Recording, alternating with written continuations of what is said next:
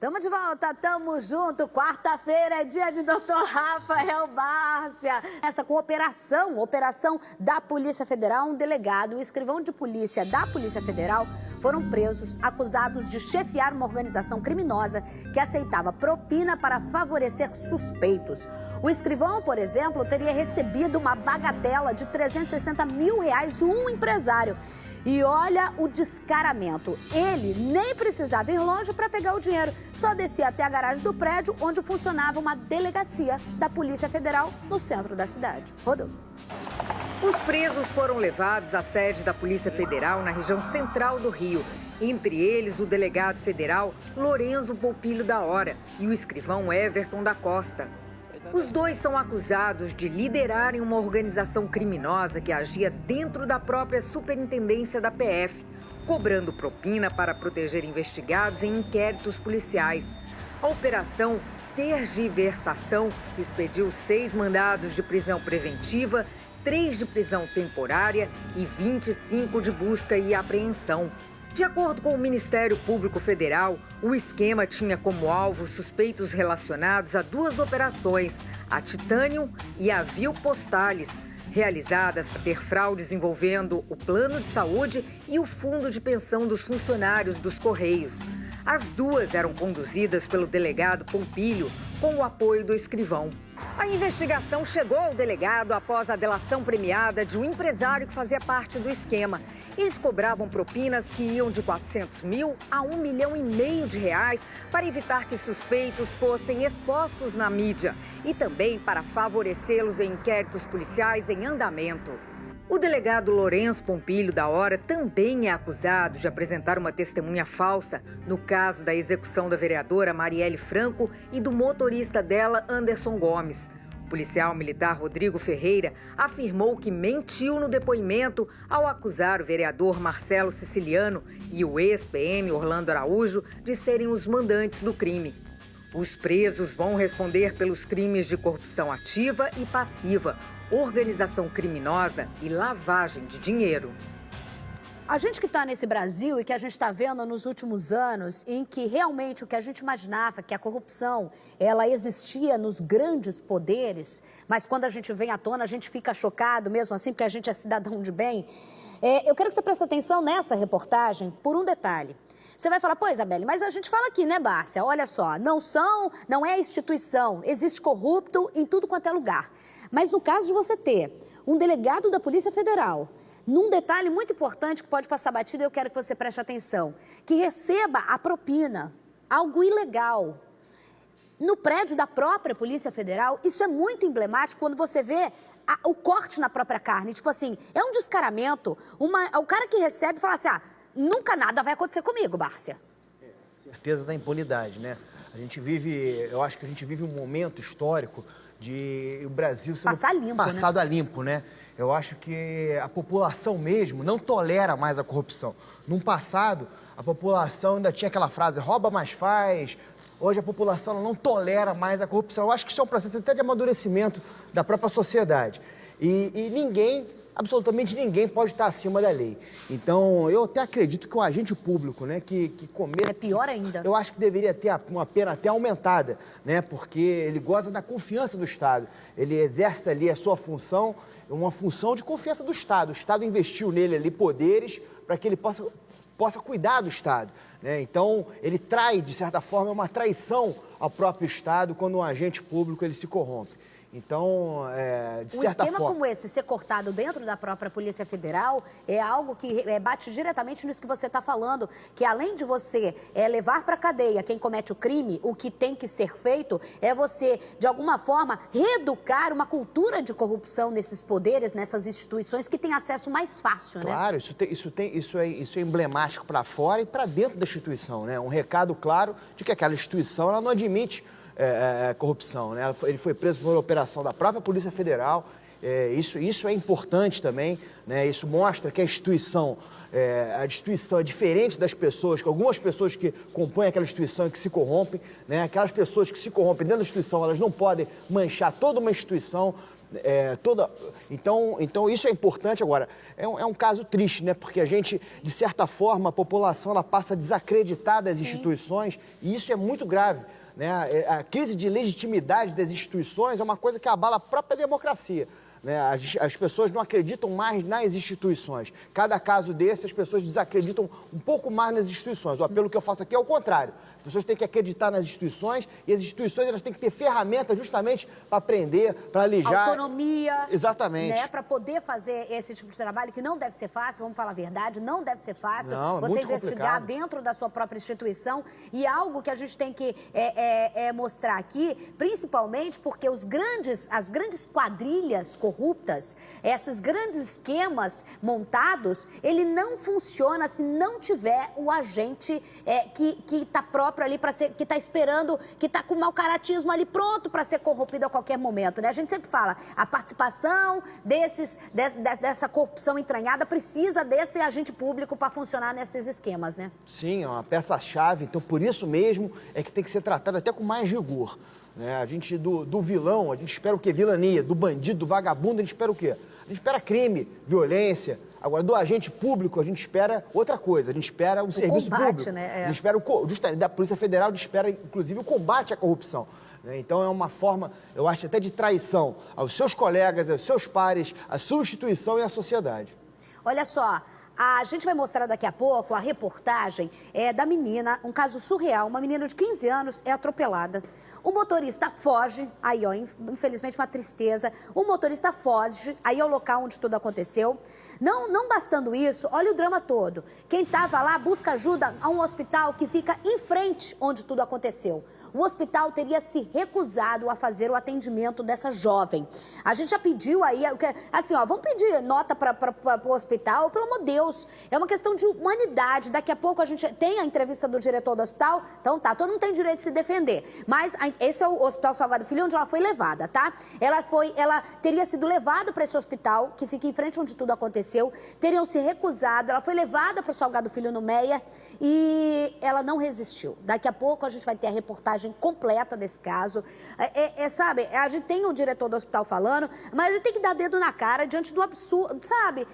Não sei, gente, na boa, não é um monte de gente falando um monte de coisa, né? Na boa, a gente não estava lá para falar, mas a gente tem que, né? Não é a primeira vez, em frente ao Instituto Nacional do Coração. Lembra quando o fotógrafo infartou dentro do ônibus, tentaram lá, não deram atendimento para ele. A gente não sabe se ia sobreviver, se não ia, mas é humanidade. Não é uma questão de, aqui é público, aqui é particular, aqui atende quebrado o pé, aqui atende quebrado. É uma questão de humanidade, de ser humano, né? Daqui a pouco a gente dá essa reportagem completa. 11h53, uma operação da Prefeitura para a retirada de construções irregulares, mas que se transformou num tiroteio danado. Onde? Na Cidade de Deus. O Jackson Silva traz tudo e explica pra gente. Veja. Dezenas de policiais militares entraram na comunidade para combater o crime organizado. Foram mais de 15 minutos de intensa troca de tiros. Os policiais só conseguiram chegar até aqui com a ajuda de um veículo blindado. Mesmo assim, os bandidos atiraram várias vezes. Neste local, os policiais encontraram esses trilhos que os bandidos costumam usar como barricadas. Um dos confrontos aconteceu neste ponto. Os traficantes atiraram contra os policiais e a gente observa no meio do caminho várias cápsulas de fuzis e aqui na minha mão algumas munições que foram deixadas assim que eles fugiram. A favela de Jacarepaguá, na zona oeste do Rio, tem várias casamatas. As fortalezas do tráfico foram mostradas nas operações da polícia. Um homem morreu durante o confronto. Segundo a Polícia Militar, com o criminoso, os PMs apreenderam uma pistola, 2 radiotransmissores, 2 tonéis com líquidos para a preparação da droga, além de uma mochila com entorpecentes. A ação também teve como objetivo ajudar a Prefeitura do Rio na demolição de construções irregulares. Tá todo mundo aqui porque não tem dinheiro para pagar um aluguel, entendeu? Não tem dinheiro para fazer uma boa compra dentro de casa, por isso que tá aqui, porque estão precisando. Aí chega aqui, a prefeitura vai derrubar, tem que ser devagar. Não é assim, não é assim. Olha só, a gente vai botar as imagens aí. Primeiro que é o seguinte, para você ver, na Cidade de Deus, quem estava acompanhando a operação desde as primeiras horas do dia, e o Jackson estava falando comigo, a quantidade de munição que tem ali no chão e como os bandidos reagiram à chegada dos policiais. Nem era operação, Bárcia, nem era. Era a chegada dos policiais para dar apoio a construções irregulares que a prefeitura estava fazendo papel de retirar. E aí os bandidos, fortemente armados, atiravam sem olhar, construíram um muro que era o tal do casa-mata, não sei o quê, mas nem olha a quantidade de munição que tem no chão. Eu vou falar agora, cadê? O Coronel Mauro Filhese já está com a gente para falar ao vivo sobre o que teria acontecido hoje pela manhã lá na Cidade de Deus. Muita gente apavorada porque chegava a ouvir os tiros direto lá da linha amarela. Quem é morador da Cidade de Deus, então, nem se fala, desesperado porque acordou ao som de tiro. O coronel já está posicionado. Boa tarde, Coronel Mauro. Olha só, a polícia só estava dando apoio a essa operação da prefeitura quando os bandidos já começaram a atirar, né? Boa tarde, Isabelle. Boa tarde, doutor Bárcia. Boa tarde a todos que nos assistem. Sim, a Polícia Militar planejou uma operação de apoio à Prefeitura que também serviria para a retirada de barricadas do tráfico, essas casamatas que foram citadas na reportagem. Porém, durante a incursão, vários marginais fortemente armados tentaram, de alguma forma, impedir o avanço das tropas policiais. As construções eram no interior da comunidade, porque a impressão que a gente tinha pela movimentação, algumas imagens, é que já ali no começo, na Cidade de Deus, já tinha bandido armado. Sim, na entrada da comunidade, no interior da comunidade, artifícios utilizados em guerra. Não só as armas também utilizadas em guerra, mas também técnicas e táticas utilizadas em guerra para confrontar com a Polícia Militar. No entanto, as nossas tropas estão preparadas, sendo que, Isabelle, bom frisar, a nossa maior preocupação é com as pessoas de bem que estão no entorno. O policial militar, ao fazer uso da sua arma, ele tem total cautela e respeito à cidadania das pessoas, diferente desses marginais que portam armas de guerra e atiram sem qualquer compromisso, com a convicção de que se houver alguém ferido, essa culpa recairá imediatamente sobre os ombros da Polícia Militar. Coronel, o senhor não está vendo, eu e o Bárcia, a gente está olhando aqui, algumas apreensões feitas pela polícia. E assim, não precisa nem investigação ou perícia para saber que naquele local onde estavam os policiais, onde tem aquele muro, onde está aquela chuva de cápsula no chão, de estojo no chão, é estojo de vagabundo. Porque tem imagem, quem acompanhou pela manhã, viu exatamente naquele ponto. Dudu, eu sei que é difícil, mas se você conseguir colocar, para quem está em casa saber do que eu estou falando, no momento que os policiais, para chegar nesse local, foi uma intensa troca de tiros. E a gente via bandido, como disse o coronel, a preocupação da polícia com a população, porque eles não tinham preocupação nenhuma com crianças que estavam saindo com os pais para ir para a escola, que era 7h30, 8 da manhã, nessa localidade. Obrigada, Dudu, Reinaldo, equipe aí em cima. Essa localidade, isso é tudo de vagabundo, Bárcia, que quem acompanha desde as primeiras horas do dia sabe bem do que eu estou falando. Aquele muro que eles construíram para conseguir surpreender a polícia é bem nessa localidade onde a gente via eles atirando 4 bandidos, um de pistola. Ele não olhava, ele estava olhando para baixo e atirando contra a polícia, que ele nem sabia de onde estava vindo, Bárcia. Isabelle, boa tarde, coronel. Eu queria reforçar até as palavras do coronel, porque essa operação ela é uma aula. Ela é uma aula para muita gente que se propõe a falar de segurança pública, mas nunca... Não conhece absolutamente nada de segurança pública e fala um monte de besteira. A Polícia Militar, ela foi chamada em apoio à Prefeitura para atender uma ordem judicial, quer dizer, o Estado, Poder Judiciário é que determinou que aquelas casas fossem retiradas, a Prefeitura foi retirar e contou com o apoio da Polícia Militar, porque é um território ali que a Prefeitura não poderia agir se não tivesse apoio da Polícia Militar. A Polícia Militar é recebida a tiros. E as imagens são muito claras, né? Os vagabundos, os criminosos, eles atiram sem olhar. Eles botam o fuzil. Teve uma imagem aí que eles botaram o fuzil num buraco, um AK que tem um alcance de 2 quilômetros, aquele tiro. E eles atiram sem olhar, né? O compromisso deles com a vida é nenhum, é zero. Mas se algum morador ali fosse atingido, certamente hoje o coronel estaria aqui justificando, porque alguém alguém iria falar que aquele tiro partiu da Polícia Militar, sem prova de nada, mas a culpa, como ele falou, recairia nos ombros da Polícia Militar. Então, quer dizer, o nosso Estado, ele manda o policial militar para a guerra. Se morrer, lamento. Se alguém morrer, ele responde. Isso é injusto, isso não é respaldo.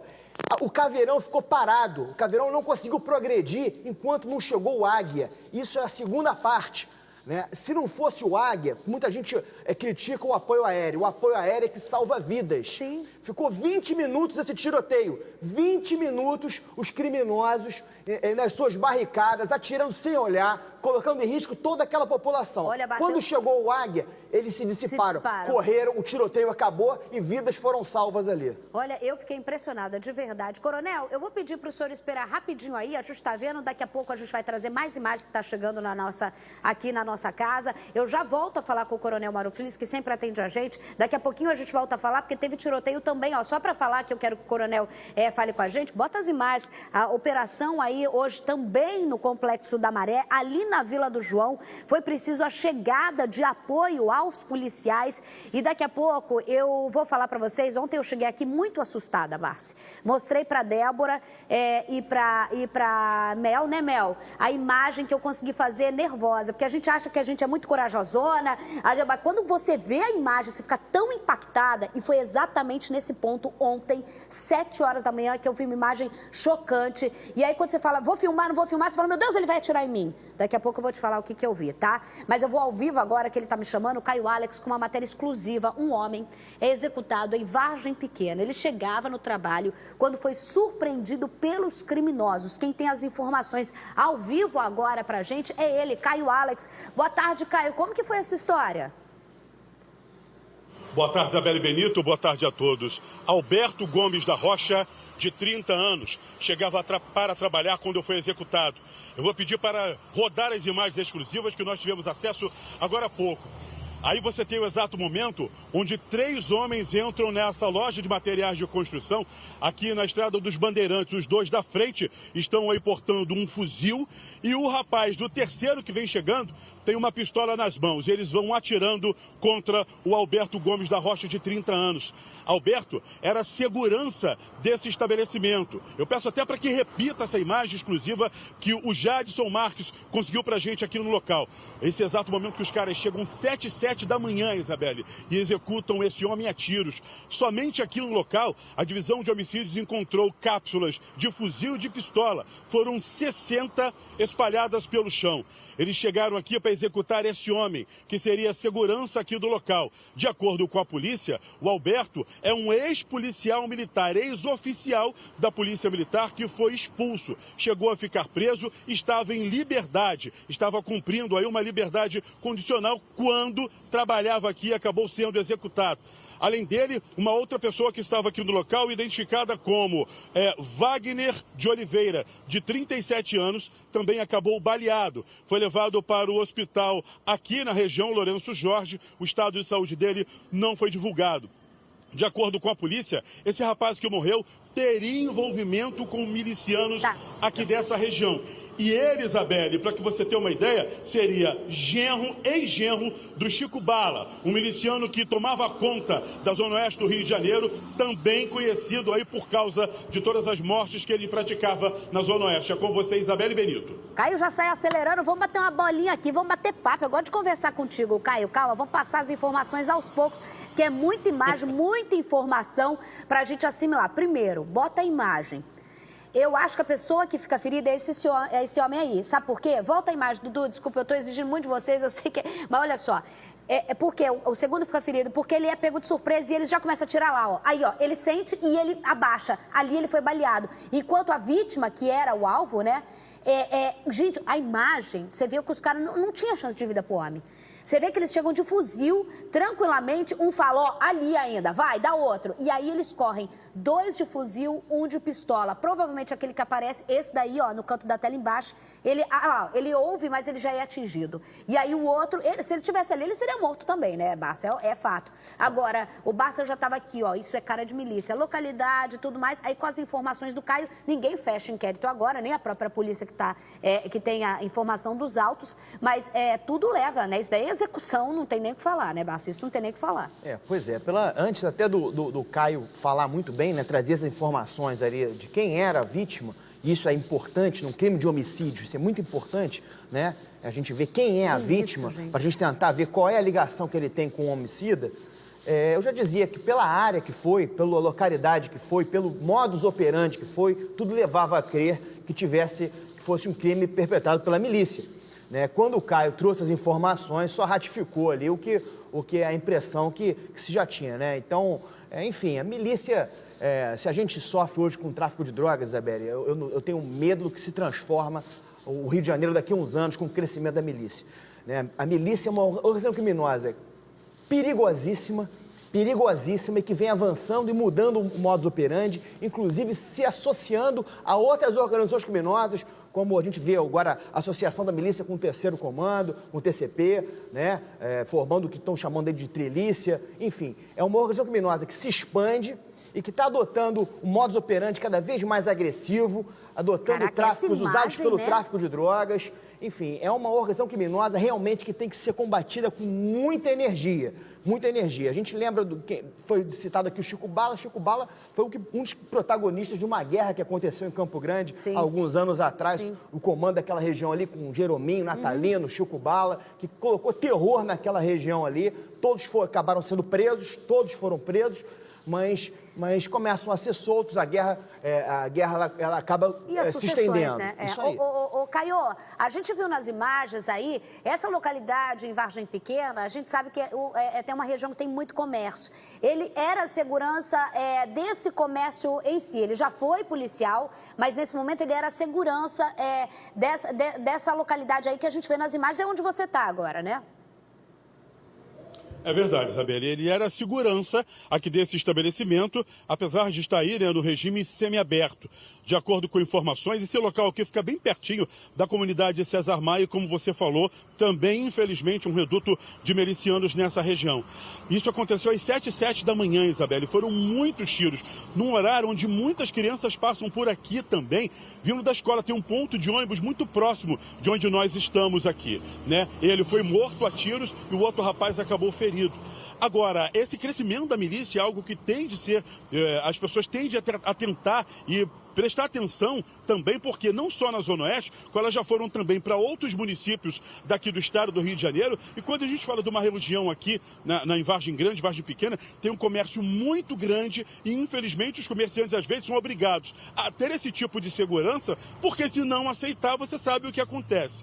A divisão de homicídios está investigando o caso. Já tem também essas imagens das câmeras de segurança. Eles vão tentar tratar a imagem até mesmo para tentar identificar esses homens, tá, Isabelle? De acordo com informações que a gente conseguiu apurar aqui, esses bandidos fizeram o seguinte: eles teriam vindo seguindo o Alberto e quando chegava nesse ponto aqui, ó, bem em frente à loja, eles pararam o carro um pouco mais à frente, justamente onde está esse rapaz de moto aqui, o Jair vai mostrar para você, e eles saíram correndo em direção à loja. O rapaz parava o carro, o Alberto, a moto dele dentro do estabelecimento, quando esses criminosos entram, os dois primeiros com fuzis e o terceiro com pistola, e eles descarregam a arma, Isabelle, as armas. Eram muitos tiros que foram disparados. Quem estava aqui no local falou que era um verdadeiro desespero, tal a quantidade de tiros disparados aqui. E outros funcionários chegavam exatamente nesse mesmo horário para vir para trabalhar aqui. Agora você percebe que, ó, naquele carrinho lá, o que vai sair do estabelecimento agora, a moto que estava com a vítima, com o Alberto, foi colocado ali, a moto foi colocada e vai ser levada. Ela já foi periciada. Esses bandidos saíram daqui e foram embora. A divisão de homicídios já investigando o caso e também trabalha com a hipótese de execução ligada à questão de milicianos na região. Isabelle Benito. Agora, Bárcia, pelas imagens que já estão, como disse o Caio, a polícia tem um material melhor para trabalhar essa imagem, para fechar, mas coloca de novo na imagem que a gente tem com exclusividade, que o Jadson Marques conseguiu pra gente. A gente está vendo a imagem aí, ó, eles já estavam chegando atirando e tudo mais. Ali aparece só o pé, aí eles aparecem, mas eles estão com touca, todos cobertos, não dá para ver tatuagem, não dá para ver nada. Eles têm todo esse cuidado. Como que a polícia trabalha? O que isso ajuda? Não, as imagens que nós temos ali são difíceis de identificar realmente os assassinos. Mas existem outras linhas de investigação, né? Por exemplo, a gente investigar a própria vida da vítima, né? investigar a própria organização criminosa, que certamente é monitorada pela polícia, né? Devem estar se falando. Enfim, existem outras formas de investigar, que a gente não pode nem colocar aqui no ar, mas que podem chegar à autoria. As imagens realmente fica difícil, né? Eles se prepararam para isso, foi um crime planejado, então se eles planejaram o crime, da mesma forma eles planejaram uma maneira de escapar à ação do Estado, então eles vão todos de casaco, mesmo com o calor que está fazendo, vão de toca ninja, uma ação bem rápida, provavelmente o carro era um carro frio, né? Muito provavelmente, mas isso tudo certamente está sendo levado em consideração. Existem muitas formas de investigar e acredito que a polícia vai encontrar a autoria sim, porque a gente aqui, rapidamente, a gente já consegue deduzir que foi obra da milícia. Enfim, já tem uma linha de investigação, então eu acredito que vai chegar a autoria. Olha só, gente, daqui a pouco a gente volta com o Caio, qualquer informação. Realmente, assim, eu fiquei olhando as imagens, eu não tinha visto essa imagem. Oi, Caio, o Caio tá me chamando? Pode dar informação. Na fila da informação, a prioridade é sempre do repórter. Fala, Caio. E aquilo que você gosta que a gente faça, a reportagem ao vivo, tá? Os 3 homens vieram por esse ponto aqui, Isabelle. Eles entraram correndo em direção aqui, ó. O portão já estava aberto, enquanto a vítima, Alberto, estava ali dentro. Ele chegou aqui nessa motocicleta, só cuidado para não identificar os rapazes aí que estão na moto, que não tem nada a ver, tá? E também não entra no estabelecimento, não. Aí aqui nesse ponto, quando o rapaz caiu, eles acabaram fazendo vários disparos, Isabelle. Somente aqui foram encontradas 60 cápsulas de fuzis e pistolas que estavam aqui nessa região. Esses bandidos vieram para cá fortemente armados.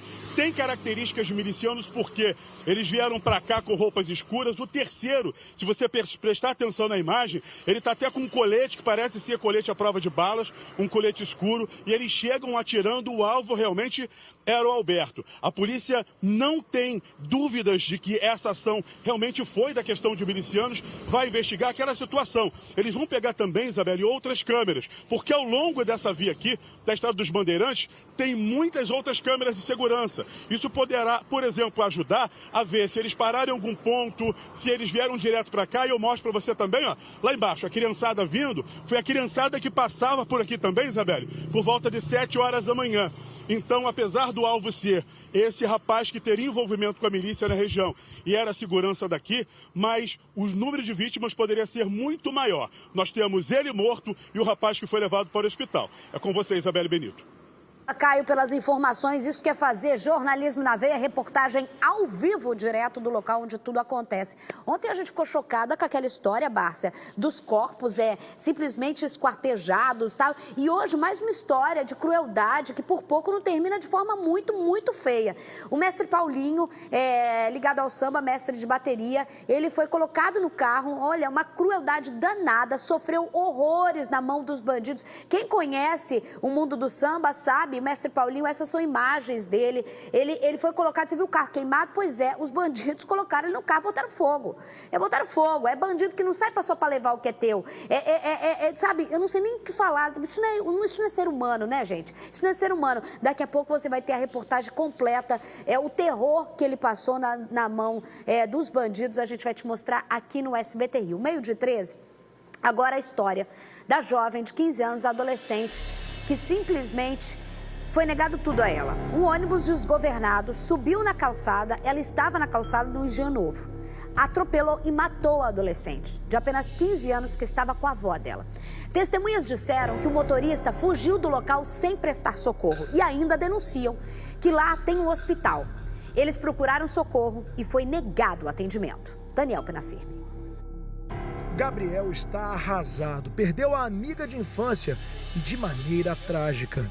Não tinha o que falar mal dela. Ela procurava alegrar as pessoas. Por exemplo, se alguém estivesse triste, ela só queria alegrar as pessoas. Mas ela morreu de uma forma... Alessandra Almeida da Silva tinha apenas 15 anos. Ela morreu após ser atropelada por um ônibus da linha 639, nesta rua, no Engenho Novo. Nós estamos na Rua Álvaro, no Engenho Novo, bem no local onde tudo aconteceu. A Alessandra passava por aqui com a avó, quando, segundo relatos de vizinhos, um ônibus que vinha daquela direção dobrou aqui nessa esquina. O motorista teria perdido o controle do coletivo e atingido a menina de 15 anos, bem exatamente aqui nesse ponto onde nós estamos, tanto que as marcas de sangue ainda estão por aqui. Foi exatamente aqui que a garota caiu. A avó nada sofreu. O detalhe é que nós estamos bem ao lado de um hospital. O Tiaguinho vai mostrar para nós o Hospital Vital. Segundo os vizinhos aqui do local, um dos médicos da unidade chegou, inclusive, a sair do hospital para prestar algum tipo de atendimento à menina. Mas o hospital mesmo não recebeu a paciente. Fui eu, se eu não me engano, foi parente dela para dentro do hospital também, para pedir, depois de muito tempo, e toda hora a gente ligando para o SAMU. Já foi aberta uma ficha. Depois de muita insistência, veio uma maca, arrastando uma maca, os próprios moradores arrastando também para trazer aqui. Na hora que veio um médico, começou a examinar ela, ia colocar um colete cervical, o SAMU chegou, aí fez o resgate. Cara, ela ficou, se eu não me engano, mais de meia hora ali agonizando, cara. Ficou bastante tempo. E a gente ligando, os parentes chegando, vendo a situação dela ali, foi desespero, né, meu? Já o Hospital Vital nega qualquer demora no atendimento ou omissão de socorro. Nós fomos alertados pelos gritos, uma senhora entrou no hospital, pediu para a nossa ajuda, nosso médico plantonista foi ao local, que é aqui próximo, chegou lá, a paciente estava em agônica, começou manobra de ressuscitação cardiopulmonar, solicitou que fossem voltar aqui no hospital, pegar uma maca, e depois levaram maca, prancha e colar cervical. O médico ficou do lado da paciente fazendo o atendimento até a chegada do SAMU, que a removeu para outra instituição. Okay? A pergunta que o telespectador faz, que as pessoas fazem, é por que não levar ela para dentro do hospital? Porque ela, naquele momento, ela estava em parada cardiorrespiratória, ela precisava ser atendida ali no local. Enquanto ele tentava restabelecer a circulação, tudo isso, pediu a providência da maca, da prancha. Se e o SAMU não tivesse chegado, a gente teria trazido ela para cá. A adolescente já chegou morta ao Hospital Salgado Filho, no Meier. Sofreu uma parada cardiorrespiratória. A avó, que estava com ela na calçada, nada sofreu. Segundo quem mora aqui nessa região, são comuns os acidentes por aqui nessa esquina, por causa desse buraco. Os moradores, inclusive, colocaram esse sofá aqui para alertar os motoristas a respeito desse buraco. Aí, o que acontece? Os ônibus que vêm daquela direção têm um espaço muito estreito da pista para poder virar aqui nessa rua. Com isso, eles acabam subindo a todo momento na calçada. E a situação fica pior porque, de um lado, o motorista de ônibus tem esse buraco aqui.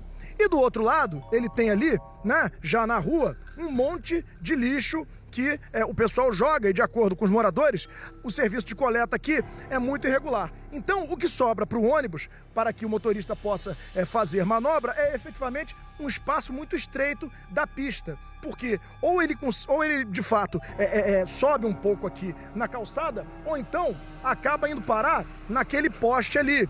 Isso é o que é alegado pelos moradores da região. Quanto tempo tem esse buraco aí? Que estourou deve ter uns 20 dias. A gente já pediu a SEDAI para vir consertar, porque ali embaixo está água direto. E a SEDAI deu ontem, a última vez que eu entrei em contato, falou que é em 48 horas, mas até agora não vieram. Entre os vizinhos e amigos, só resta a saudade. A justiça, cara. O cara atropelou ela ali e meteu o pé, cara.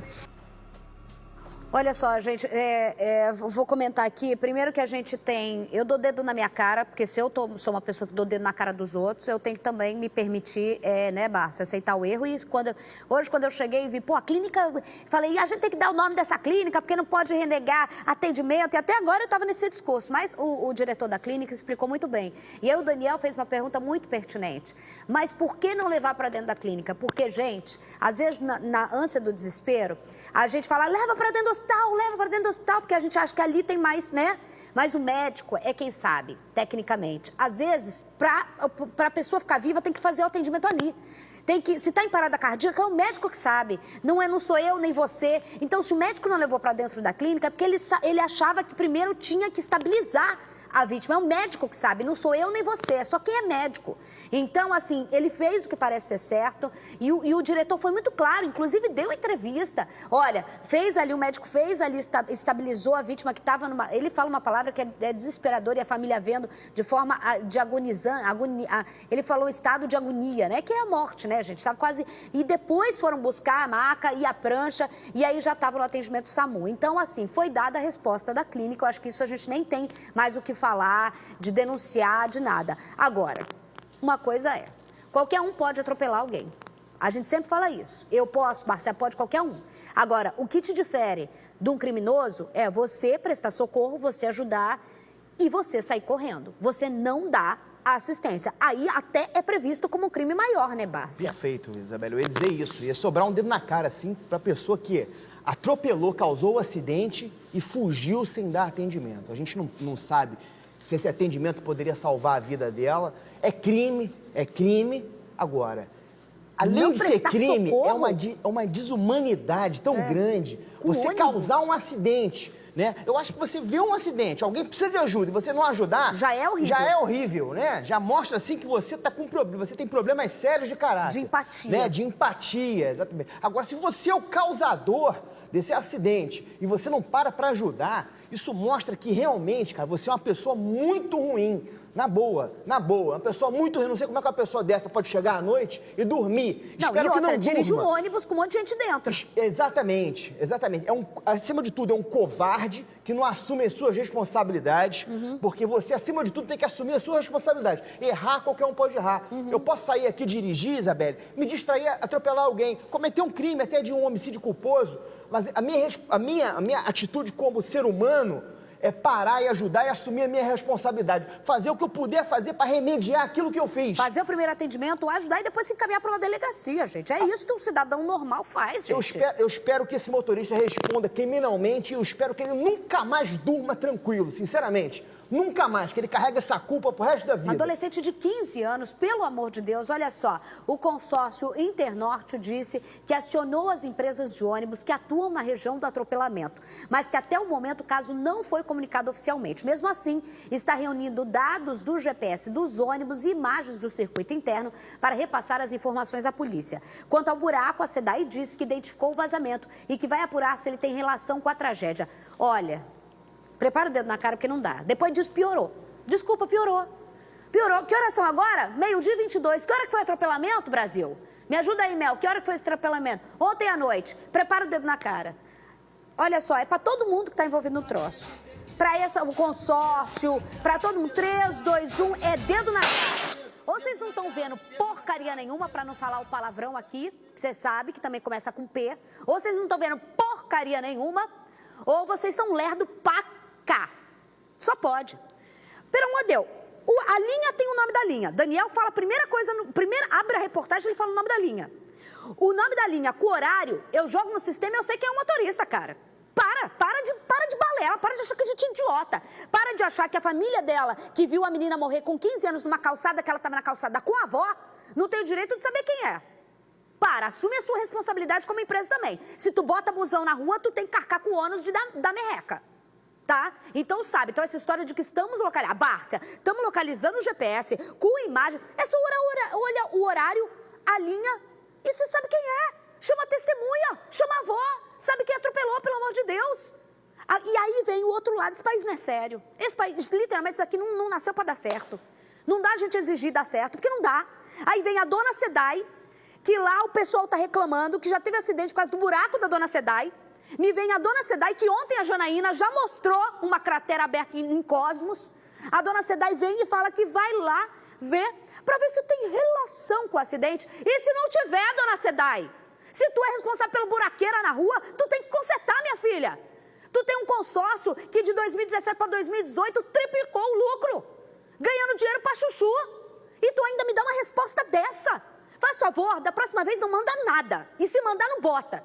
Porque nem o jornalismo, que tem que ouvir todos os lados, ele é obrigado a entubar uma resposta dessa da SEDAI. Não dá. É uma menina de 15 anos que morre, Não importa se é buraco ou se não é, as pessoas pagam a conta, esperando pagar a conta para ver se tu vai ficar com água. Você pagando a conta, às vezes a cidade demora uma semana para restabelecer água na tua casa, se dá alguma merreca. Para! Pelo amor de Deus, vai mandar para saber se tem uma causa a ver com o acidente, não importa. Não importa, tem um buraco na rua causado por uma empresa que triplicou os seus ganhos no lucro de 2017 para 2018. E a gente ainda é obrigado a falar isso, como se beleza, passa a régua e vamos para outra? Ah, pelo amor de Deus, gente, pelo amor de Deus. Só a gente que olha, que vê, só o SBT Rio que mostra e dá cara a tapa. Só isso? Ninguém tá vendo que isso não dá certo? Que tem uma família de uma menina de 15 anos, que tem um motorista que atropela, uma empresa que não dá informação, e uma empresa de água que tem um buraco lá e que a gente mostrou, a gente foi até o local para ver se era verdade, entendeu? E não dá pra gente achar que só, ou eu tô muito brabo, ou eu que tô pensando muito errado, ou eu que sou muito pessimista, e olha que eu sou otimista, Bárcia. Não, é o contrário. É o contrário, a gente olha as imagens, a gente vê assim, muito mais grave ainda, a calçada toda destruída, lixo na calçada. Lixo pra tudo quanto é lado. Daniel falou que são constantes os acidentes. Provavelmente as pessoas muitas vezes têm que ir na rua para passar, para driblar o lixo. Aí vem o busão, vai no buraco. Então tá tudo errado. Na verdade é um conjunto de fatores que a tradução disso é um abandono do Estado, da prefeitura, enfim. Na verdade é uma população ali abandonada que não tem direito a uma calçada, quer dizer, pode tropeçar na calçada, lixo ali, então tem que desviar do lixo, muitas vezes indo na rua para desviar do lixo, é o ônibus que não para prestar socorro, quer dizer, é um conjunto de fatores, ali tá tudo errado. E quando tá tudo errado, sabe o que acontece? A morte de uma menina de 15 anos. É o resultado. E aí diz que foi um acidente. Não, não foi acidente. Isso não é acidente. Sabe quem paga sempre a conta de toda essa merreca, para não falar, porque eu tô quase falando, é a população. E o Barça falou uma coisa aqui que a gente tentou lembrar, eu e ele até. Parece que é uma coisa, o descaso, o crime, quem mais é penalizado é o pobre. É o pobre. E nesse país, o que mais tem é gente pobre. O que mais tem é gente pobre.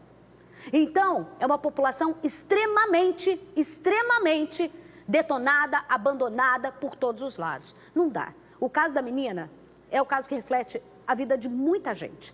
A vida de muita gente. Por isso, olha só, foi ela, pode ser qualquer um que a gente viu nessa reportagem, não foi um simples atropelamento. Não foi. Isso daí é resultado de muita coisa. Se cada um dessas partes fosse responsabilizado pela morte dessa adolescente de 15 anos, muita coisa ia mudar. Acredite, muita coisa ia mudar. Mas só quem é penalizado, assim como tantos outros casos, é a família da menina.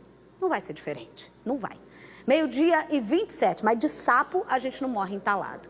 A gente vai ao vivo agora. Quem tá é o Salutiel Filó? Salu, boa tarde para você, querido. Eu nem sei agora, diante dessa, você já entrou comigo, já disse, não, é boa tarde de novo.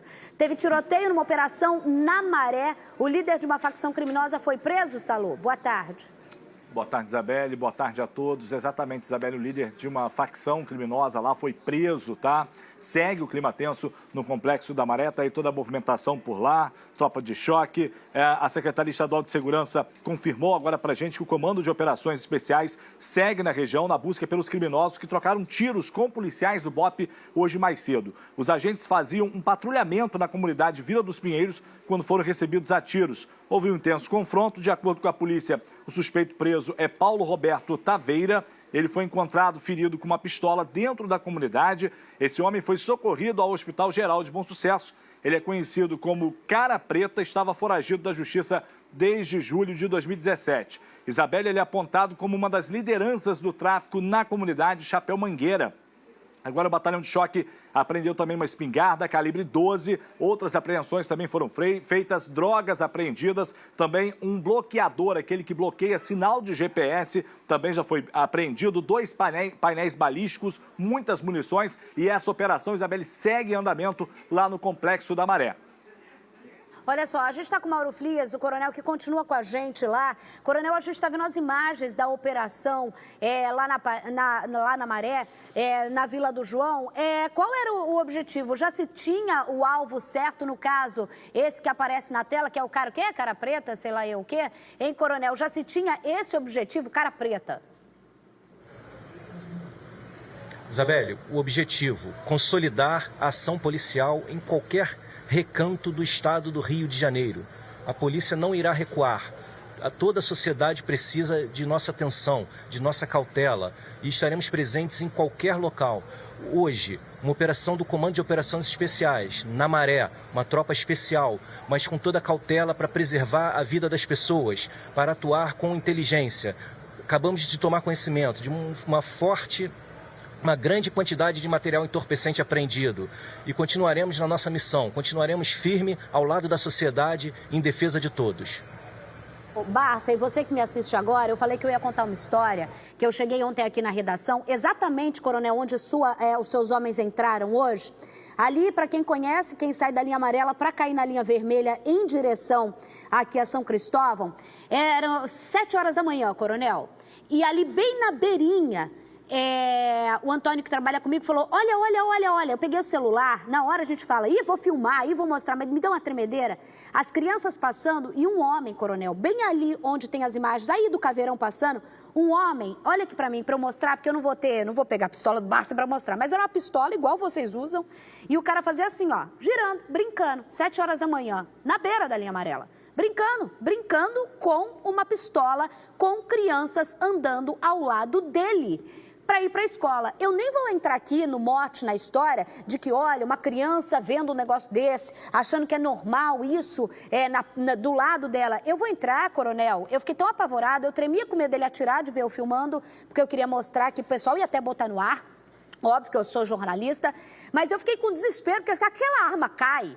Eu não sou técnica, eu não sei, mas o meu desespero era aquele homem se embananar e aquilo dar um tiro numa criança. A imagem que a gente viu exatamente nesse local, o que eu quero dizer com isso? É o retrato, Barça, de que não precisa o que a gente pensar, a polícia chegar lá no interior. Não, os caras estão ali e girando uma pistola. Eu acho que cheguei na linha vermelha, deu sei lá, que 600 metros tinha uma viatura da polícia. Ele simplesmente, eu não sei se o cara era doido, sabe? Mas não sei, o cara girando uma pistola 7 horas da manhã na linha amarela. Não é doido não, Isabelle. Ele tem ali, o que motivou ele a fazer isso aí é a sensação de impunidade, né? A sensação de que aquele território ali é dele e ele faz o que ele quiser, né? E esse território que pertence ao Estado, a sensação dele, na cabeça dele, é que é dele, que ele pode fazer aquilo ali no território dele, né? Isso é que está errado.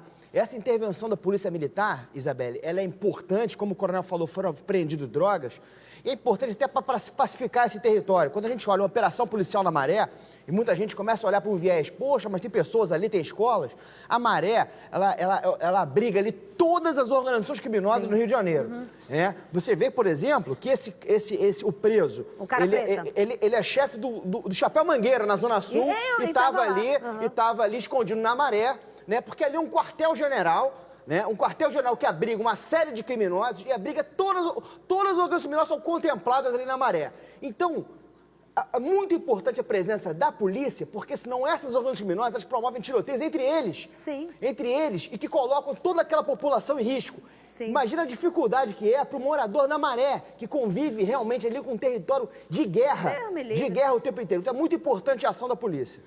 Eu vi a imagem ali, achei que até que era uma pistola enferrujada. Não, amor, é personalizada mesmo, Sim, né? Eita, agora que eu vi. Coronel, muito obrigada pelas informações. Vou te liberar para almoçar aí. Obrigada por falar com a gente sempre ao vivo. Ontem eu tentei o coronel aqui ao vivo, mas estava dando uma palestra. Muito obrigada por atender a gente, coronel. Obrigada, tá?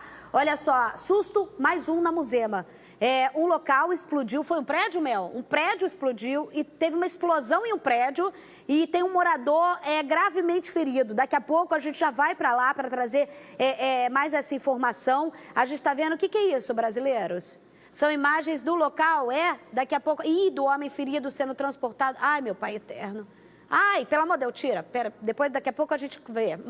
Daqui a pouco a gente vai ver. Eu vou falar ao vivo agora com o Fabinho Barreto, que está acompanhando hoje pela Cidade de Deus. Você viu uma operação para retirada de imóveis irregulares e aí começou um tiroteio danado. O Fabinho Barreto está agora lá para atualizar a situação com a gente. Bota na janelinha mesmo. Fabinho, boa tarde para você. A gente sabe que deu uma estabilizada no local, mas a gente está falando da Cidade de Deus, né, meu amigo? A Cidade de Deus, a gente sabe que em qualquer momento a chapa esquenta. Boa tarde. A qualquer momento, boa tarde para você, Isabelle, a qualquer momento explode, né? Uma bomba relógio, lamentavelmente, infelizmente, por tudo que aconteceu hoje aqui. E nesse instante eu posso afirmar para você que, pelo menos por enquanto, o ambiente, sabe-se lá até quando, mas a verdade é essa, está absolutamente tranquilo, mas ainda há realmente os sinais todos esses sinais que foram deixados pelos manifestantes aqui na estrada Miguel Salazar Mendes de Moraes, esquina com a rua Antonieta Campos da Paz, exatamente aqui quase na altura da Taquara, né? Uma viatura da Polícia Militar do 18º Batalhão está aqui nesse instante, os policiais seguem em incursão dentro da comunidade e um pouquinho aqui à frente, bem entrada aqui na comunidade do Karatê, a gente observa a presença do grupamento de operações especiais da Guarda Municipal, que também participou desse processo para tentar neutralizar, ajudar a Polícia Militar a tirar os manifestantes da via pública e, consequentemente, liberar o trânsito. Mas o clima ainda é de bastante expectativa, de muita ansiedade, muita apreensão, muito temor, medo das pessoas que passam por aqui, algumas delas, inclusive, reclamando com a nossa equipe do procedimento da Polícia Militar, que teria baleado um homem aqui, enfim, as informações que já foram passadas anteriormente por você mesmo e também pelo Jackson Silva. Mas, pelo menos por enquanto, eu posso afirmar para você, Isabelle, que a situação é tranquila. Agora, sabe-se lá, como você muito bem colocou, até quando, até que minuto pode ficar tranquila, né? A gente está vendo aí as imagens agora ao vivo, Fábio Barreto. Isso porque, para você que está ligando a televisão agora, tinha uma operação já montada da Prefeitura para retirada de imóveis irregulares. Os policiais também iam retirar as barricadas. Uma barricada que já foi retirada, que é a imagem daquele muro, e que os bandidos, como sempre acontece, né, Bárcia, foram lá, essa daí, e ergueram de novo. Que funcionava, além de barricada, essa, por exemplo, como casa-mata. A gente vê até o furinho ali, né, Bárcia? E que essa semana, o doutor Marcos Amin até falou, Isabelle, presta atenção, é o buraco que é uma casa-mata, mas é uma casa-mata em que só entra o cano. Ou seja, quando eles atiram, eles não estão vendo, não. Ao contrário de casa-mata que a gente conhece, eles atiram e vão atirando. E aí você vê que foi só com a chegada da polícia para dar apoio, já começou um intenso tiroteio. Intenso tiroteio esse, com bandidos fortemente armados, tanto é que quando os policiais até chegarem, foram quantos minutos que você falou de tiroteio? Mais de 20 minutos de tiroteio intenso para aquela localidade. Uma imagem da esquerda ao vivo e aquela ali exatamente nesse ponto para os policiais chegarem até o local onde esses bandidos estavam, que só com a presença do Águia eles dissiparam. Porque até então eles bancaram o tiroteio com a polícia, né, Bárcia? Claro, iam bancar. A verdade é essa barricada, ela tem um buraco só pro cano do fuzil, porque a intenção deles é promover o caos. A intenção deles é promover o caos. Então eles atiram a esmo, sim, né? Eles atiram para acertar qualquer um, né? Se acertar um morador e o policial tiver que socorrer esse morador, para eles é lucro, né? Menos ali policiais que tiveram que socorrer aquele morador, então para eles é lucro. Na verdade, o bandido, como eu falei aqui no começo do programa, do vagabundo, a gente só espera isso, né? É vilania. Então, essas barricadas, é o que a gente chama de contenção. Eles estão ali para tentar conter o avanço da polícia. E por isso que foi muito importante o apoio aéreo. Quando o apoio aéreo chegou, eles simplesmente se dissiparam. Porque é muito difícil por eles conseguirem bancar um tiroteio com apoio aéreo. Então, é por isso que eu vou repetir. Né? Para quem não entende, fala mal às vezes, mas o apoio aéreo é que salva vidas. Porque mais tempo ali com esse tiroteio ali, podia ter alguém ferido ou até morto. Bandidos assaltam um ex-mestre de bateria da Beija-Flor. Você vai ver agora os momentos de terror que ele passou. Eles acabaram queimando o carro com ele dentro. Felizmente, mestre Paulinho, nome consagrado do Carnaval Carioca, conseguiu escapar, mas sofreu várias queimaduras e também o trauma que fica, né, Caio Alex? As marcas da violência ficaram no carro do sambista. Mestre Paulinho Botelho, um dos grandes nomes do Carnaval Carioca, teve as mãos, orelhas e parte do rosto queimados. O carro dele ficou assim, totalmente destruído pelas chamas. O crime aconteceu por volta da meia-noite da última segunda-feira. Mestre Paulinho seguia de carro para a casa dele aqui na Abolição. Quando ele passava pelo bairro de Pilares, foi abordado por 2 bandidos armados em uma moto. Os criminosos entraram no carro e obrigaram o sambista a passar pelos bairros de Cavalcante e Cascadura. Mas quando o veículo seguia por Tomás Coelho, os bandidos mandaram o mestre Paulinho parar. Ele foi tirado do veículo e colocado num porta-malas. Foi aí que os criminosos atearam fogo no carro. Mesmo ferido, ele conseguiu sair do carro. Os criminosos fugiram do local, levando cerca de R$200 e um relógio. Policiais da Delegacia da Piedade, a 24DP, investigam o caso. Imagens de câmera de segurança estão sendo colhidas para ajudar a identificar os criminosos. Nas redes sociais, os amigos do sambista lamentaram o caso. Mestre Paulinho teve passagem no comando das baterias da Beija-Flor de Nilópolis Vila Isabel, Viradouro, Portela e Caprichosos de Pilares. Tem 8 títulos na carreira, 6 pela Beija-Flor de Nilópolis, 1 pela Vila e outro pela Caprichosos de Pilares. O Barça falou aqui, pra quê? É isso, né, Barça? Pra quê? Tipo, vai assaltar, nem conhece o mestre, é só pra botar terror, é tipo assim,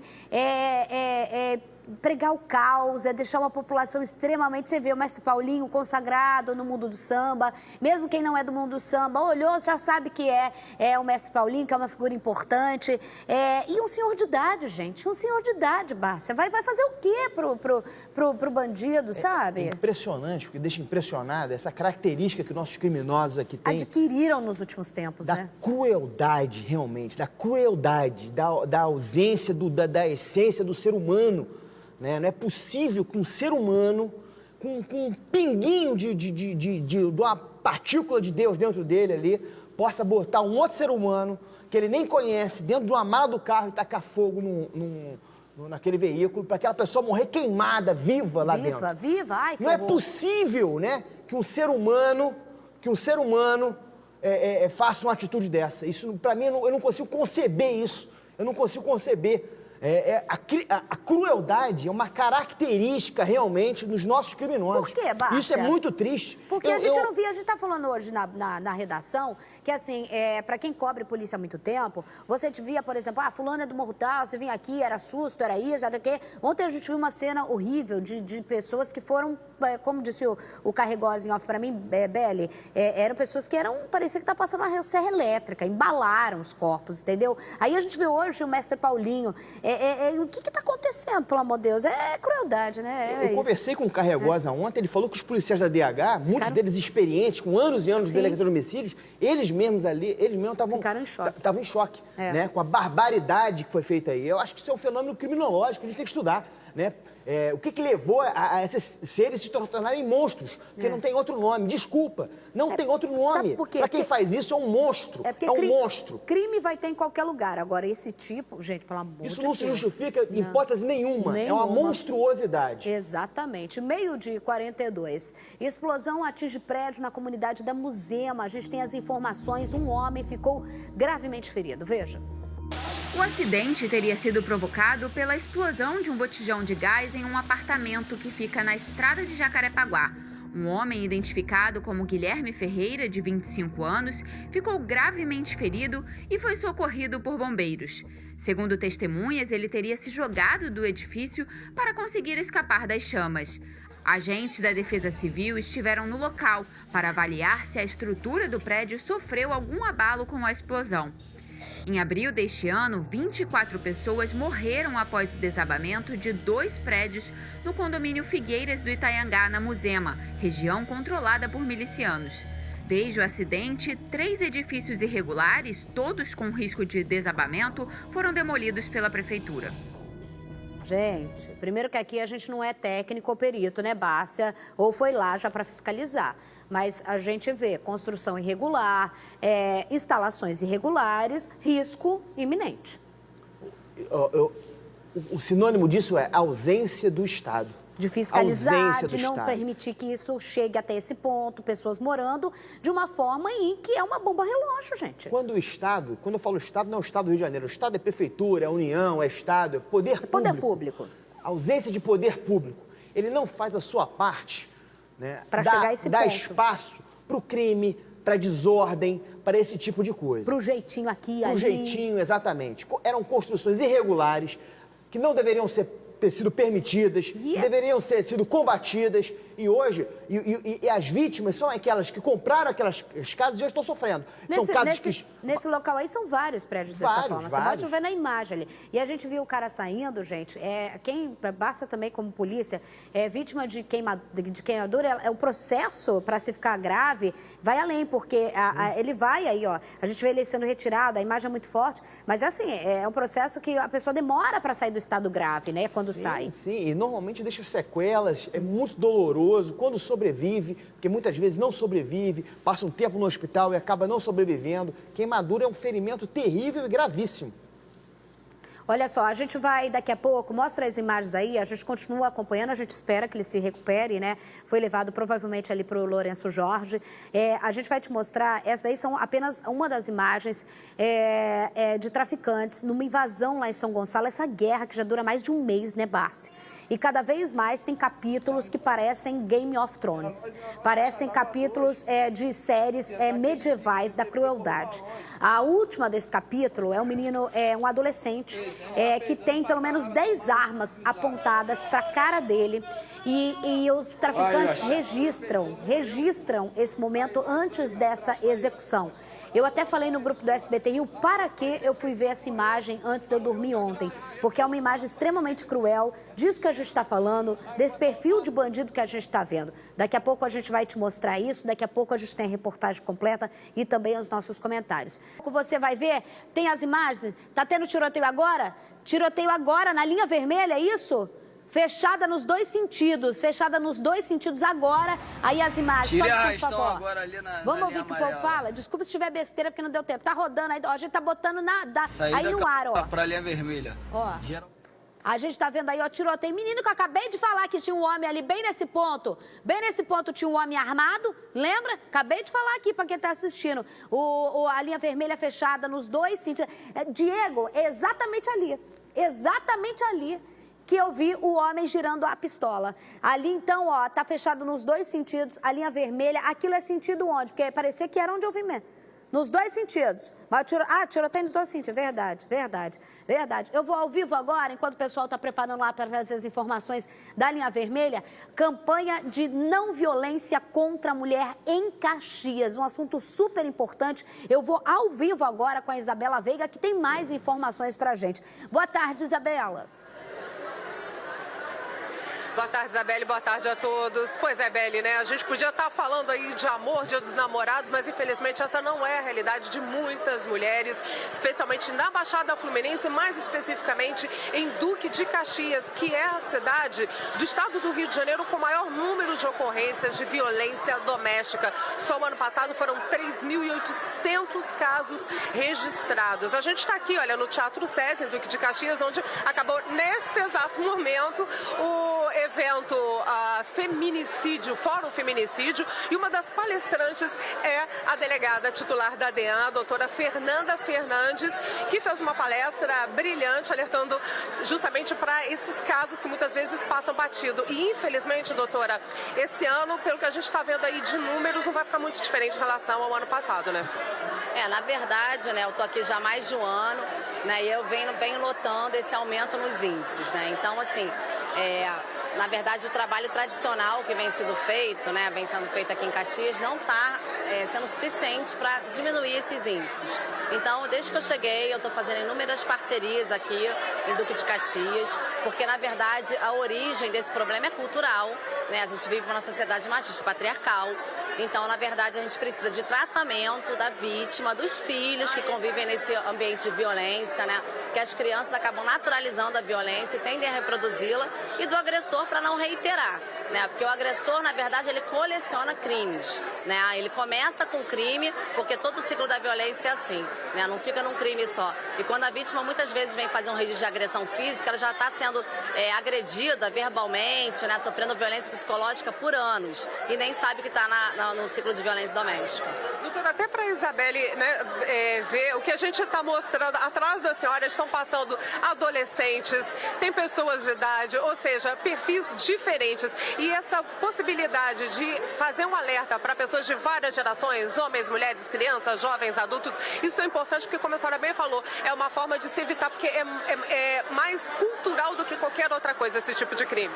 Sim, e na verdade o que a gente tem que fazer é levar informação, né? Muita vítima não sabe o que é violência psicológica. Muito se fala em violência psicológica, mas não se fala exatamente o que significa violência psicológica, né? Xingamentos, humilhações, né? Desqualificação da vítima, forma de controle, ciúme excessivo, isolamento da vítima, né? Violência patrimonial, a violência moral, né? Com xingamentos. Então, tudo isso significa violência. E a vítima só consegue perceber, infelizmente, que está no ciclo da violência muitas vezes com agressão física, né? E ela já poderia ter sido retirada do ciclo lá no início, né? Quando começou, né, os xingamentos, a humilhação, enfim, no início da violência psicológica. E muitas vezes pode acabar resultando na morte da vítima, infelizmente, né, Isabelle?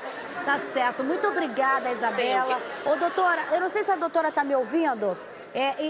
Obrigada. Doutora, que tô vendo que tá muito barulho aí a gente vê se faz pergunta ou não, aí a gente deixa a repórter conversar. Mas eu acompanho o trabalho da doutora, a gente já conversou sobre isso. Eu acho tão importante, até tô em falta ainda que eu penso em mobilizar, eu como comunicadora, a doutora que representa tanto a Polícia Civil, assim como outras delegadas nesse combate, a Cláudia da Polícia Militar. Então a gente precisa mobilizar com informação para essas mulheres. Mulheres falando com mulheres e nessa iniciativa de poder público dessas mulheres, principalmente, doutora, saber que se sentem amparadas, né? Eu acho que isso é o mais importante.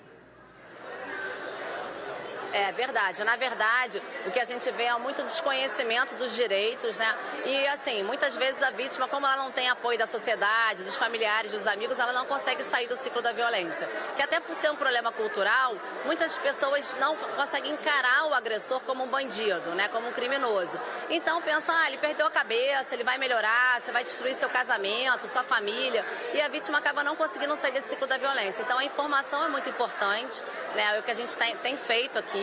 Né, muitas palestras, a gente gravou inúmeros vídeos para passar nas escolas, né, tem muito adolescente hoje que já está nas escolas sofrendo ali violência doméstica e relacionamento abusivo, é muito comum, né, eu fiz parceria aqui com a Secretaria de Educação e de Saúde para receber esses casos, né, e a gente só consegue evitar o feminicídio retirando a vítima no início do ciclo da violência, porque ninguém chega matando, né, a violência doméstica, ela tem um ciclo, né, que geralmente é seguido, né, e a violência é progressiva, então até chegar no feminicídio, essa vítima já vem sofrendo violência doméstica por anos, né? Então o que a gente tenta aqui, né, é fazer com que esse ciclo cesse, né, se encerre logo no início, retirar a vítima com tratamento preventivo e educacional. É isso aí, doutora. Seja uma mulher que ajuda outras mulheres, a doutora Fernanda a gente e tamo junto, porque esses covardes não têm noção da gente junta, o que acontece, né? Valeu, doutora, obrigada, Isabela Veiga, essa união, informação que a gente faz todos os dias aqui, que muda essa realidade, a gente vai mudar. Tá bom? Olha só, mais imagens da linha vermelha, a informação que a gente tem agora, tiroteio foi na altura da Maré, liberado sentido aeroporto, sentido Baixada Fluminense, mas ainda continua fechada no sentido centro da cidade.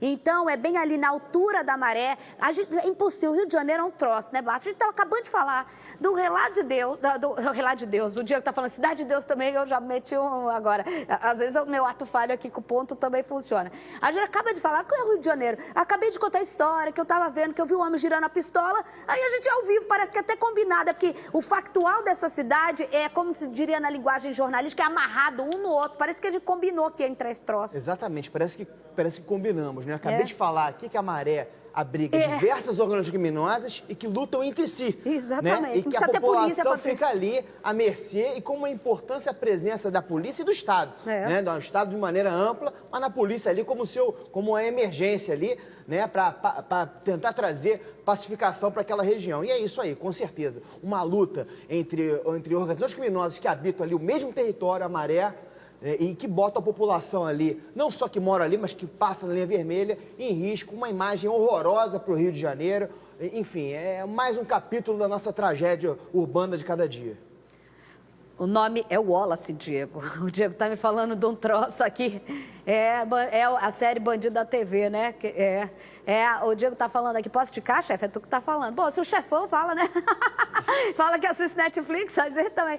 Já viu essa, Bandidos da TV? Não, mas muita gente me indicou, mas eu ainda tô acabando de ver uma pra ver. É um apresentador de TV, porque parece que eu falei assim, parece que a gente falou, né? Pra ter, Deus me livre, guarda. É um apresentador de TV que quem é do meio, a gente já sabia da história dele, o Wallace, né? E que ele encomendava crime no Amazonas para depois passar na TV, tipo assim, ele tinha exclusiva de tudo quanto é crime, e aí tem uma série do Netflix fantástica, ele já morreu em 2010 por câncer, mas virou político, não sei o quê, A série chama Bandidos na TV. É imperdível a história do apresentador Wallace. Que não é apresentador, nem vou falar apresentador. É igual quando fala polícia, vocês falam, não é polícia não, né? Mas é bom, Netflix, tá? O Diego que mandou, hashtag, o chefe que manda, a gente dá a dica aqui. Mas assista SBT, tá? Só SBT. Meio de 55, 5:1. Olha só, gente, guerra entre traficantes volta a assustar moradores de São Gonçalo, na região metropolitana. Além de levarem pânico para a região há muito tempo, os bandidos fazem questão de divulgar esses crimes nas redes sociais. E esse, olha, vou te falar, hein, Rodô. A imagem é assustadora. Um garoto de 14 anos, apavorado, torturado, rosto e mãos sujas de sangue, diante da mira de aproximadamente 10 armas. O adolescente foi encontrado morto, um tiro na cabeça. A imagem, impiedosa, foi compartilhada na internet com vídeos em que grupos armados comemoram a suposta retomada de comunidades em São Gonçalo, na região metropolitana. Aí, nós aí, ó, a tropa aí, ó. A tropa aí, pô. A tropa aí, quem peitou morreu, pô. O terror, o poder, a afronta, o deboche impostos pelas quadrilhas aumentam na medida da fragilidade do Estado no combate à criminalidade na região. Nós voltou pra casa, pô, nós voltou pra casa, nós tá de lá, ó, bala voa, nossa terra. Nas ruas, o assunto é tratado da forma em que não poderia ser diferente, com o medo. Muita coisa. Eu trabalho com esporte, eu sou professor, né? Então, assim, eu às vezes perdi muito aluno devido a essa violência, né? Os alunos não querem ir, a mãe não quer deixar os alunos ir devido a essa violência. A gente tá vivendo ameaçado, cara. Estamos vivendo ameaçado, com medo de sair para trabalhar, com medo de haver uma guerra. Pode haver uma guerra a qualquer hora. A polícia acredita que a execução do menino e os vídeos são recados de uma facção endereçados a uma quadrilha rival que teria perdido para esse grupo o controle territorial e de venda de droga nas comunidades Jardim Miriambi e Caixa d'Água, bem perto aqui do bairro de Alcântara. A guerra entre facções trazida a público e propagada na internet ilustra a realidade dos moradores. E as batalhas entre quadrilhas que deverão ser extensivas ganham nome e sobrenome, mostram as investigações. Carlos Eduardo Barros de Oliveira, traficante, conhecido como Grisalho, e um outro bandido já bem conhecido pela população, que teve o nome divulgado pela polícia após uma outra guerra que aconteceu no Jardim Catarina. Thomas Jason Vieira Gomes, o 3N. Para os investigadores, esses dois traficantes teriam sido expulsos do Jardim Miriambi e da comunidade Caixa d'Água por uma quadrilha que se intitula Tropa do Russão. Quadrilha que pode ter sido, segundo a polícia, responsável pelo anúncio de um crime impondo o terror. Olha, gente, primeiro que a linha vermelha já está aberta nos dois sentidos para dar informação para vocês. Desculpa pela imagem, a gente hoje discutiu muito, eu, Diego, Mel, Débora, todo mundo na redação, Gustavo, se a gente ia colocar essa imagem no ar. Mas aí eu até ponderei que eu colocaria, mas aí a gente democraticamente, e o Diego que dá a palavra final, óbvio, e tem que ser, e eu até agora olhando, eu dou graças a Deus que tem chefe para ter um bom senso maior, botou a tarja nos olhos dele, porque a imagem dos olhos desse menino, não importa se ele era bandido, se ele não era, o que a gente está falando é crueldade. E é bandido cometendo crime, sabe? É de um desespero, porque você praticar a lei do mais forte, da covardia, do crime, que é um menino ali, que segundo eles era da facção rival, aí todo mundo vai falar, que se matem, que se dane. Não é assim. Porque é desse jeito que a gente chegou numa situação em que São Gonçalo está vivendo um terror. Quem mora lá sabe do que eu estou falando. Eu não sei do que eu estou falando, eu só falo. Essa imagem é um retrato de que pode ser um moleque que mora na comunidade vizinha, que é de facção rival, que não tem nada a ver com bandido, é obrigado a viver e que entra e acaba no asfalto. Uma imagem de segundos antes, gente. De segundos antes, isso daí me lembrou, sabe o quê? Lembra quando na época tinha a guerra do Bronx, em que a Nova York conseguiu combater da crueldade das gangues mais armadas? Só que a gente está falando da realidade de São Gonçalo. de São Gonçalo e que não tem como a gente conceber vendo uma imagem como essa. E eu, desculpa estar colocando, mas a gente tem que colocar para fazer tipo um chacoalhão. Por esse povo que está lá, é o povo que está emblemático com essas armas apontadas para a cabeça, Bárcia. Isabelle, isso é o resultado de um conjunto de fatores, né? São Gonçalo, a gente já fala aqui diversas vezes, aliás, São Gonçalo está sempre nos noticiários, infelizmente, né, protagonizando ali guerras entre facções criminosas. Não é a primeira vez, nem a segunda vez, muito pelo contrário, né? É um problema crônico ali em São Gonçalo. A disputa por territórios entre quadrilhas do crime organizado, a população ali, os depoimentos são fortes, a população se sente acuada, a população se sente no meio de um tiro no fogo cruzado, e os criminosos, Isabelle, você vê que eles estão rindo ali para eles, não tem a menor, sabe, aquele negócio, vou matar alguém, não. Eles estão rindo ali como se eles estivessem se divertindo ali, matando, torturando aquele rival, né, aquele rival. Então isso passa por uma política de segurança equivocada dos últimos anos, que deixou essas quadrilhas crescerem. Se poderá a ponto de botar a cara, tirar... A ponto de botar a cara, exatamente, né? E de gritar aqui a tropa do Russão, e acabou. Quer dizer, eles se sentem empoderados a ponto de disputarem o nosso território, né? Isso tem que ser colocado na conta de quem teve na frente da segurança pública nos últimos anos e que deixou essas organizações criminosas crescerem dessa forma, se armarem dessa forma, né? Então tem que ser posto na conta deles, tem que ser posto na conta também, Isabelle, de uma lei penal muito falha, né? Que eles são capazes de cometer atrocidades, como a gente está vendo no programa de hoje. É o esquartejamento, é queimar vivo, é esse ato bárbaro, né? E se a gente for olhar a lei penal, se eles fossem presos e condenados, Isabelle, em 5, 6 anos estão aí de volta às ruas, né? Isso não acontece em nenhum país desenvolvido no mundo, não acontece. Bárcia, não acontece. Eu não esqueço que você falou uma vez aí, isso daí é cometer o crime, Isabelle, mas só vou te falar, às vezes eu queria eu queria ficar na ignorância, porque é um desespero, mas no ano novo vai estar lá em Copacabana assaltando os outros. Olha, é de uma coisa, ainda tem gente que pode até me chamar de ignorante, mas tem gente que ainda fala, não, a lei no Brasil é boa, a lei no Brasil não é por aí, não é por onde? É por onde, por favor? Daqui a pouco você vai ver, para você ter uma ideia, uma escola municipal foi invadida por bandidos. Assaltada, furtada, seja o que for. É a terceira vez. Daqui a pouco eu vou te contar. Olha só, eu acabei de falar, criminosos invadiram uma escola municipal e furtaram material pelo terceiro dia consecutivo. Eu não sabia que era terceiro dia, eu achei que foram 3 dias. Ah lá eles, Bárcia. A câmera de segurança flagraram o momento em que os criminosos entram na escola, lá em Ramos. O caso aconteceu na madrugada dessa quarta-feira. Nas imagens é possível ver o homem saindo de uma das salas, a gente está vendo ali, é na sala no fundo do corredor, né? Com um saco de lixo com objetos roubados. O bandido ainda bebeu água no bebedor? É agora que a gente vai ver. E ele está saindo com a coisa. Eu saí, roubei, né? Material das crianças, que já tem muito, né?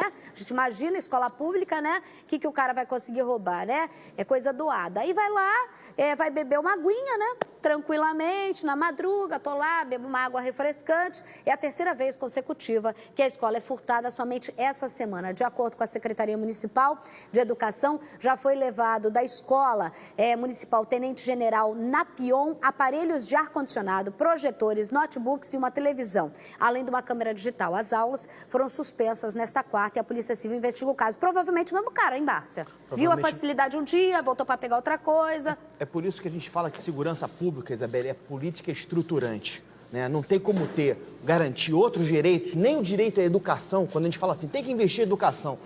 Você não tem nem como garantir o direito à educação, o acesso à escola, se você não tiver segurança pública, né, para garantir o patrimônio daquela escola, a segurança daqueles alunos. Por isso que segurança pública é política estruturante. Quando a gente olha uma imagem dessa, Isabelle, vem na minha mente, sabe aquelas barragens que começam a rachar, cai uma gota, e o que aconteceu com o crime, né? A impressão que eu tenho é que o crime está em todos os lugares, né? Está em todos os lugares e atinge a todos nós. É na escola, é no trabalho, é no ônibus, é em todos os lugares. É impressionante como o crime avançou e hoje está em todos os lugares da sociedade. Quando eu vejo uma imagem, sabe o que eu penso?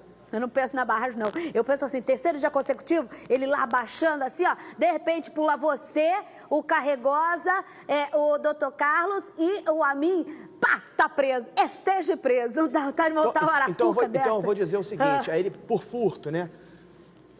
cabe fiança, não é preso apenas até 4 anos, cabe suspensão condicional do processo. Não quero saber. Eu te garanto que eu estou terminando o flagrante e ele já está solto. Não quero saber. Com certeza. Não quero saber, não. Eu quero imaginar vocês, 4 pulando na cabeça do filho da mãe que assalta escola de criança que estuda em escola municipal. Já quero imaginar a cena de vocês, em cima dele.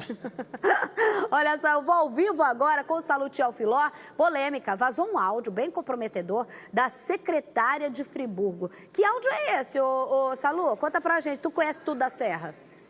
Sou de lá, né, Isabelle? Sou de Nova Friburgo. Um absurdo esse áudio. Imagine você, Isabelle, você está aí com um paciente, um parente seu internado em uma unidade de saúde pública e vir a seguinte ordem da secretária municipal de saúde em relação a esse paciente. Abre aspas, tá? Vou falar aqui o que ela mesma disse. Que opere o paciente ou que ele morra. E esse foi só um trecho. Isso foi falado para o diretor da unidade de saúde na época e a gente vai ouvir esse áudio inteiro agora, Isabelle. Vamos ver. Arthur, meu querido, olha só, eu preciso só que resolva, que opere o paciente ou que ele morra, entendeu? Para a gente se ver livre do problema, mas é só o que eu preciso, porque eu tenho que cumprir uma decisão judicial. Você me ajuda nisso, por favor? Obrigada, meu querido. Meu querido, por que eu queria ouvir, sabe, Salu? Porque eu e a Débora, a gente estava falando o seguinte, você imagina se fosse assim, ô Bárcia, meu filho, eu tenho uma ordem aqui, pelo amor de Deus, opera o homem morre, opera ou morre. Aí eu queria ouvir primeiro, mas minha filha, dona Tânia, desculpa.